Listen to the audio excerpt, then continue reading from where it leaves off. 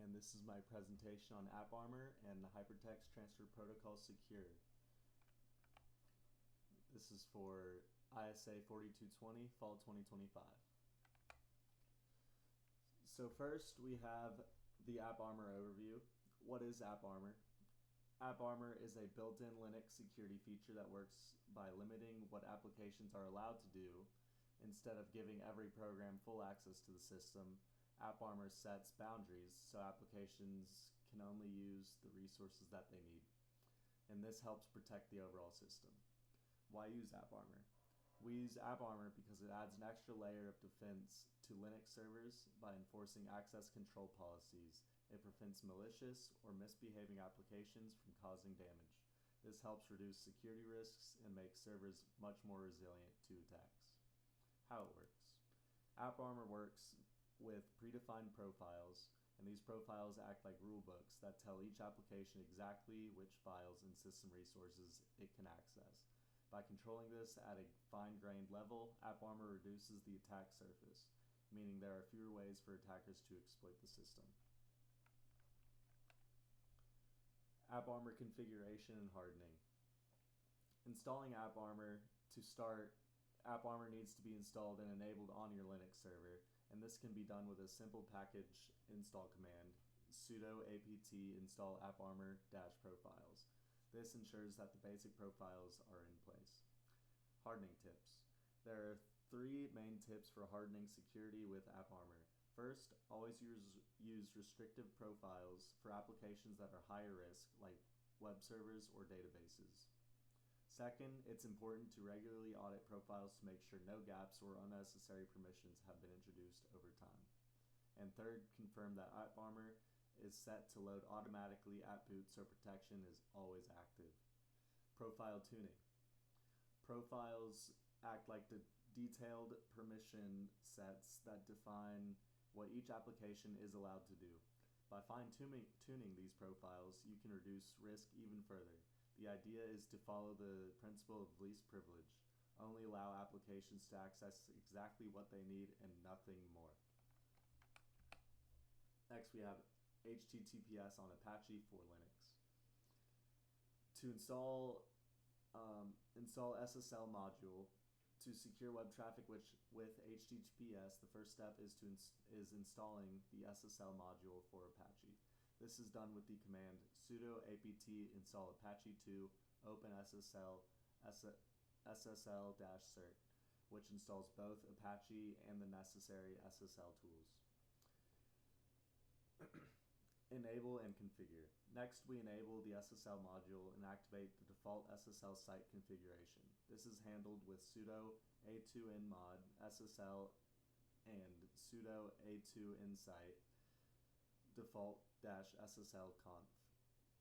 Enabling these ensures Apache knows how to use SSL for encrypted connections. Then check configuration. Finally, we confirm that Apache is correctly set up to listen on port 443, which is the default port for HTTPS traffic. The command sudo apache ctl config test checks the configuration for errors, and after that, restarting Apache will apply the changes, making the server ready to go to serve secure HTTPS connections. HTTPS on IIS for Windows. Installing SSL certificate. To set up the HTTPS in IIS on Windows, the first step is installing an SSL certificate. This can be done directly in IIS Manager through its graphical interface, or by importing a certificate with PowerShell for automation. Bind HTTPS to the site.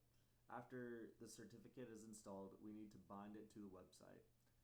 In IIS Manager, we choose the HTTPS protocol associated with the certificate and make sure it is configured to use port 443, which is the standard port for HTTPS.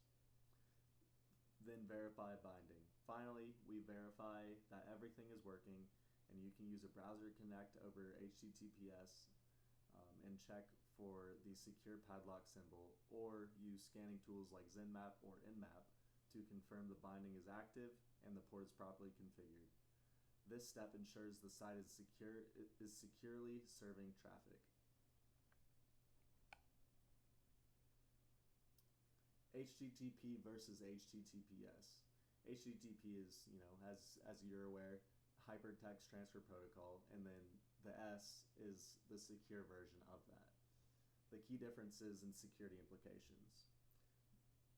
With encryption, the most important difference is encryption. HTTP sends data in plain text, which means anyone intercepting traffic can read it. HTTPS, on the other hand, encrypts the data in transit, making it secure from eavesdropping or tampering. Port numbers. Another difference is the ports that they use. HTTP uses the default port 80, while HTTPS uses port 443, as discussed moments ago.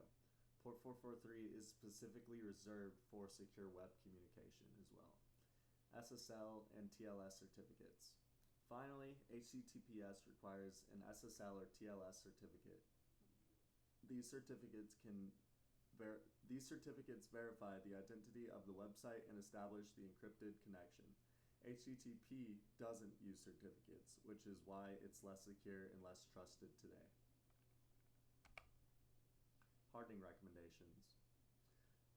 For Windows hardening, Windows servers running IIS, the first step is to reduce the attack surface by disabling any unused modules. Next, configure IIS to use only strong ciphers and the latest TLS versions, which will help prevent vulnerabilities like downgrade attacks. And finally, apply security patches regularly to make sure newly discovered exploits are closed off quickly. For Linux hardening with Apache. For Linux servers with Apache, one important measure is disabling directory listing so attackers can't see file structures. Adding modest security provides web application firewall protection, which blocks common web exploits like SQL injection or cross-site scripting.